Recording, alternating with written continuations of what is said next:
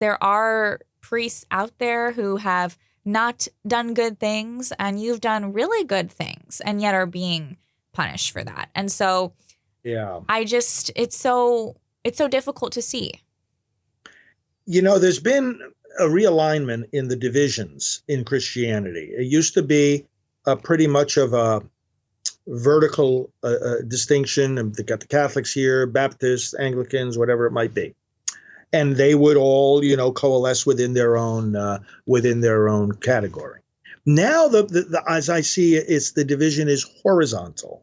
I will have more in common with the Baptist preacher down the road than with one of my brother priests. I will have more in common with the evangelical activist than I will with one of my fellow Catholics. And because the division is between, do we really put God first in our loyalties? Do we believe what the Bible says? Do we believe what the historic Christian teaching says? Or are we of the mind that all of this is shifting sands and that we basically have to recreate or redevelop the gospel message for our times?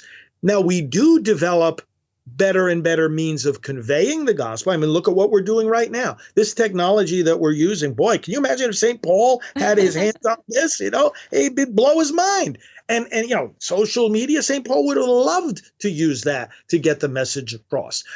He would acknowledge, yeah, there's some evil on social media, but you know what? There was some evil in the amphitheater too. So it's like there's evil wherever human beings are. There's going to be evil wherever human activity is. There's going to be sin. That doesn't mean you don't use the tools that God gives you. So yes, we develop in terms of ways of proclaiming the message. We even develop in our deeper and deeper understanding of the message, but that's never a contradiction of the message. So in answer to your question, I think it's getting worse.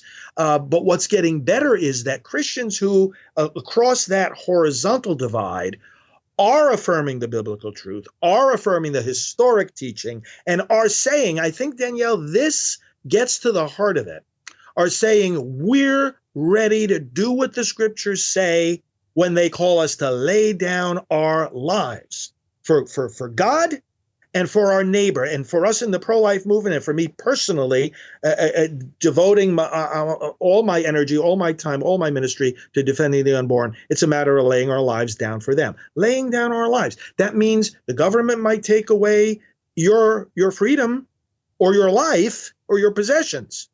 And sadly, it has come to mean in the church, they might take away your priesthood. But are we supposed to lay down our lives or not? I'm not the one leaving the priesthood. They're coming against me and they're saying, you did wrong, or you weren't obedient. Yeah, obedient to what?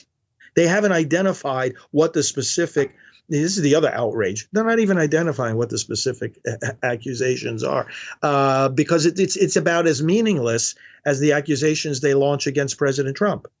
No, it's an abuse of power. What in the world are you talking about? Oh, insurrection. What are you talking about? And we see this nonsense from the left.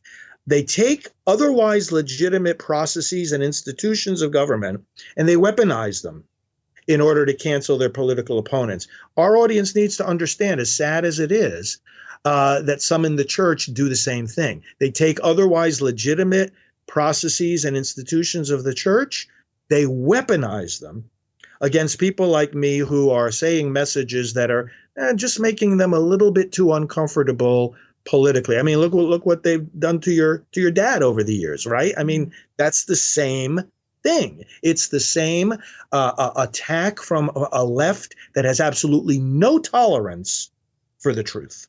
Right. And they don't like anyone who's effective or doing the right thing or doing good. It's like Margaret Sanger. She was like, the person to convince people that this is okay is the minister. So they're going to try to go after the people who are doing the right thing. And they instead want more pastors, priests to be okay with abortion and all of those things.